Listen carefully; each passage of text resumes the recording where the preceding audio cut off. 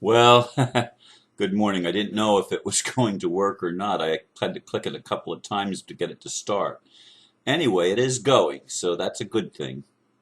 And it's 3:33 and I'm not going to wait any longer. It is what it is.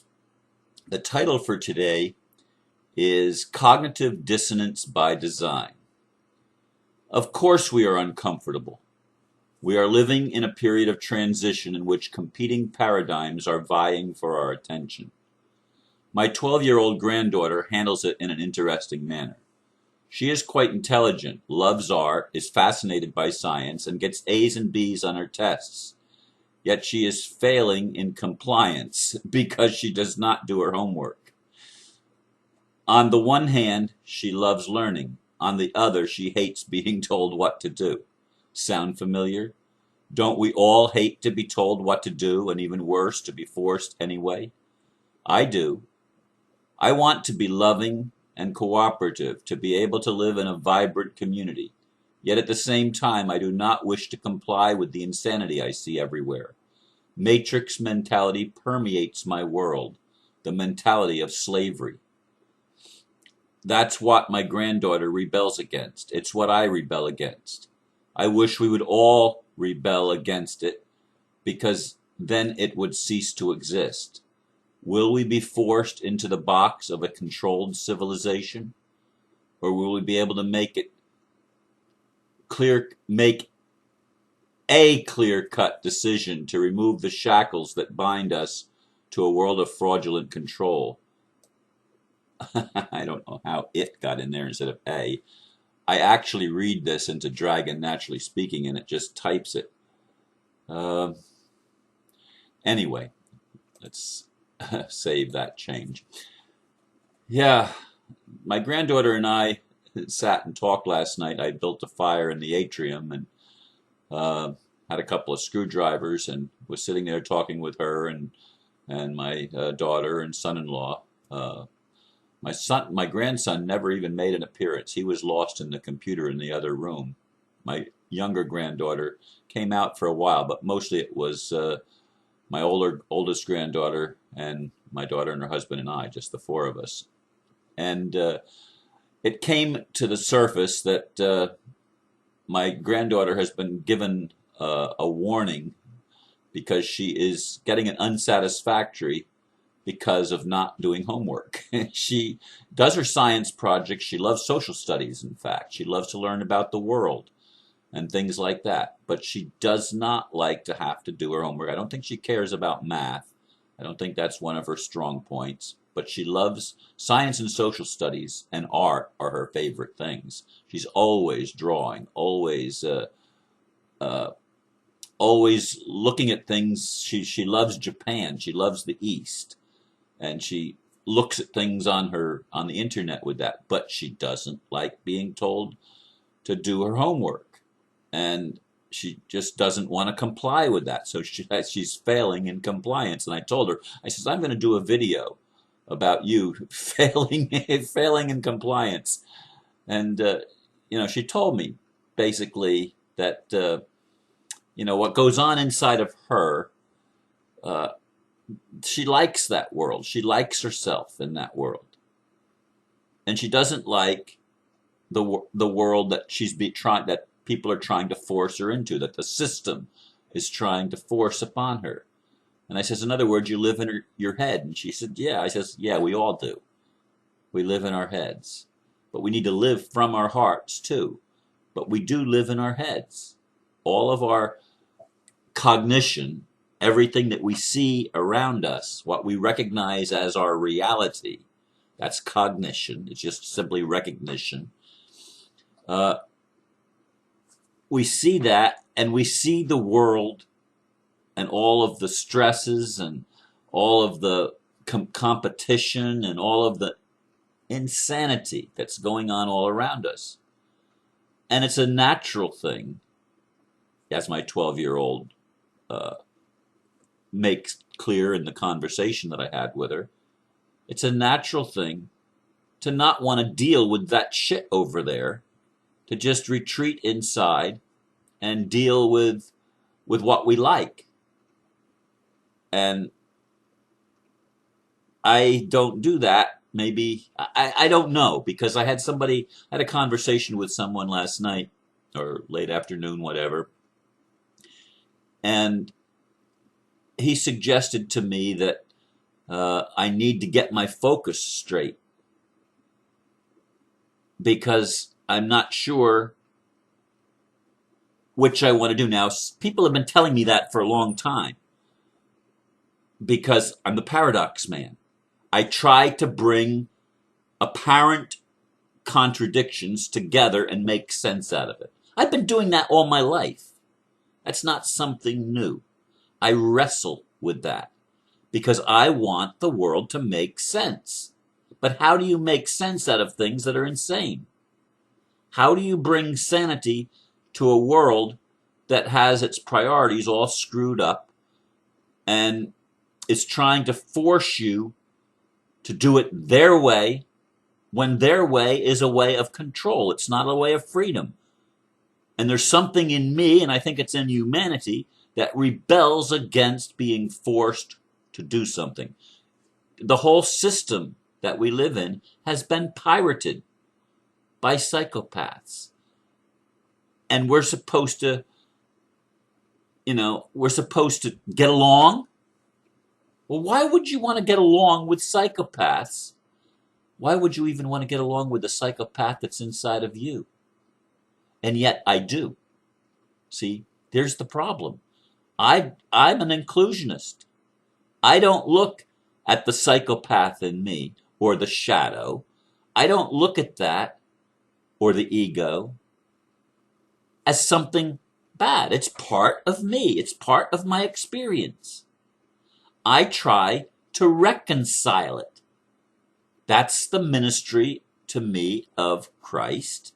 It's the ministry of reconciliation, of putting opposites together so that they can dance and stop the creepy, nonsensical, insane dueling that takes place all the time. But how do I stop the war when what seems like external forces are trying to gain my compliance and say, you've got to do this, you've got to do this, you've got to do this, you've got to do this?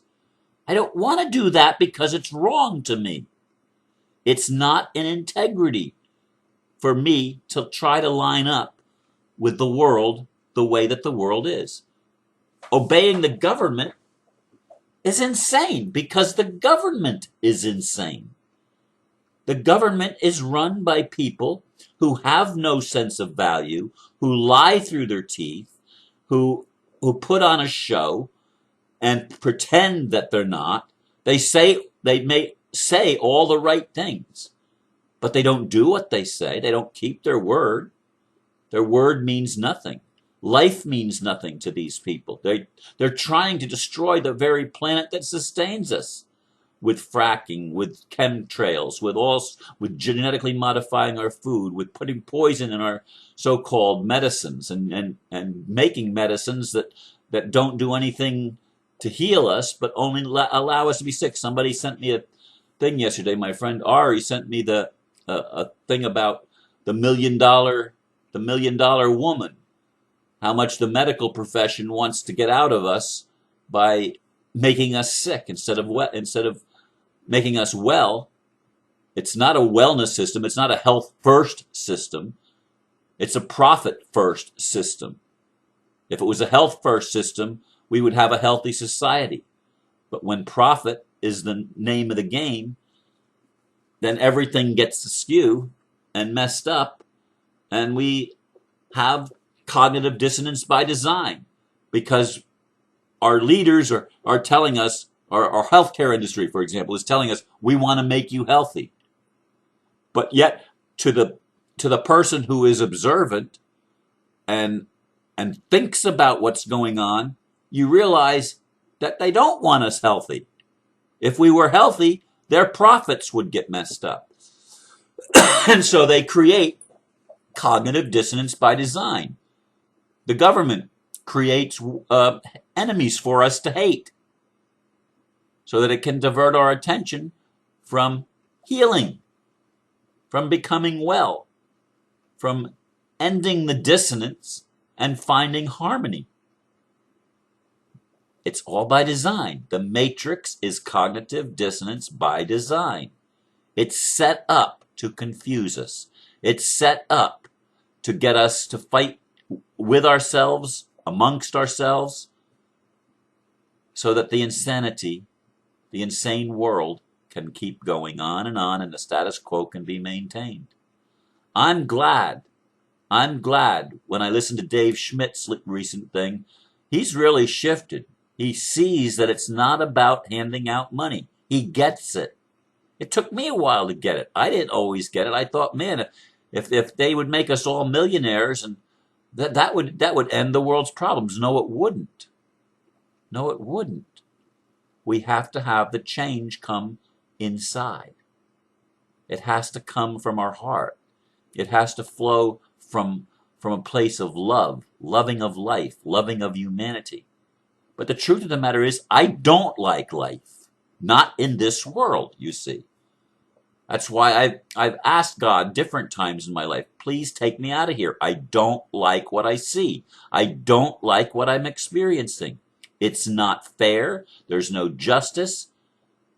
And it creates a dichotomy in me that pulls me apart because I would like to get along. I would like to have friends. I had a dream before I woke up this morning, a couple hours already ago. I had a dream where this lady got in bed with me. And I woke up when we were just starting to become affectionate. And I thought, what a tease. What a tease, because I don't have that. So it creates a dissonance for me. Is it something I'd like? Sure, it's something I'd like. Isn't it something that everyone would like? To have someone close at hand to love and share love with? It is what I would like, but it's not what I have. So there's a break between what I want and what I'm actually experiencing. And it creates that dichotomy. It creates that tension, that confusion inside of me. And I don't want to. I want to fail compliance to the matrix. I want to fail that. Like my granddaughter doesn't want to comply to what the teacher tells her that you've got to do. You got to turn in these papers. You got to write this and do these problems, and you got to turn it. She doesn't like that. And so she just simply doesn't comply. And so they threaten her. Well, you're going to fail. You're going to fail. Even though you get A's and B's on your tests, you're going to fail. This is the world that we live in. They make me do things that I don't want to do. I didn't want to pay FPL that extortion fees for keeping my regular meter and not complying with their smart meter program. I don't want to comply with getting a driver's license because I know that the driver's license to them means you're agreeing to their system. I don't agree with their system. It's fraud. It's fraud. The whole financial system is a tyranny. It's a tyranny of enslavement. And we're all its slaves. And yet there are people that just go along to get along. And so the system continues. But it's breaking. Dave Schmidt's thing said, he shared what the ambassador's been sharing with me. That the the U.S. hegemony and the U.S. dominance is over.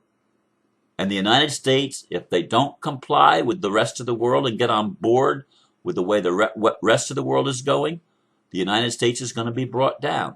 I live in the United States. It's going to affect my life. It's going to affect your life. Because we live in a criminal nation run by psychopaths. And we've been living in this world, and these psychopaths have been running things all over the planet for a long time, but they're not getting away with it anymore. There is an awakening. They've created cognitive dissonance by design, but we're breaking through and cutting the shackles, many of us, as best we can. As best we can. I wish I could do it all at once. I wish it was done yesterday. Actually, I wish it was done a few years ago, when I thought it was going to be done. It's not happened yet. We're still waiting for the final nail to be put into the coffin of this insane rulership and get to a world where we have servant kings and servant leaders that recognize that their job is to help humanity rise up and to help humanity find fulfillment and to unleash the creativity that's within the human family so that we can have a world that works for everyone and get rid of this cognitive dissonance by design. That's my message for today, and I do thank you for listening. Namaste.